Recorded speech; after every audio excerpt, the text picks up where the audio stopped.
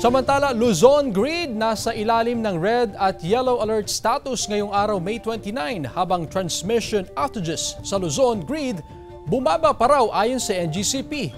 Yan ang tinutukan ni Gab De Luna.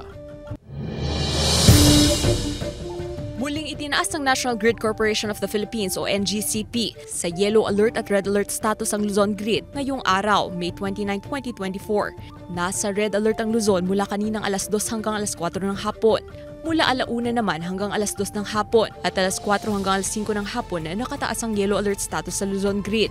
Nasusundan mula alas 6 ng gabi hanggang alas 11 ng gabi dahil pa rin ito sa forced outage ng dalawang power plants at ang pagbabawas ng isinusupply ng kuryente ng Suwal Power Plant sa Luzon Grid. Isa ito sa mga dahilan kaya nagkakaroon ng unscheduled power interruption.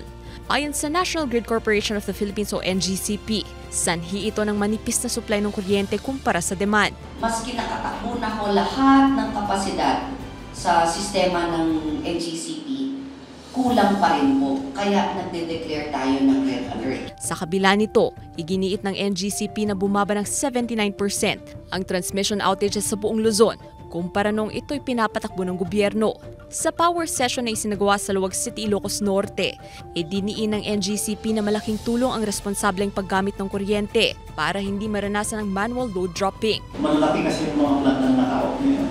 So yung mga naka-force outage ngayon, mga around 2,500 megawatts yung capacity niya. So imagine mo yun, ang laki nung nawala. Tapos yung mga directed plants pa around 700 megawatts. So kung hindi babalik yung mga plant na yun, sir,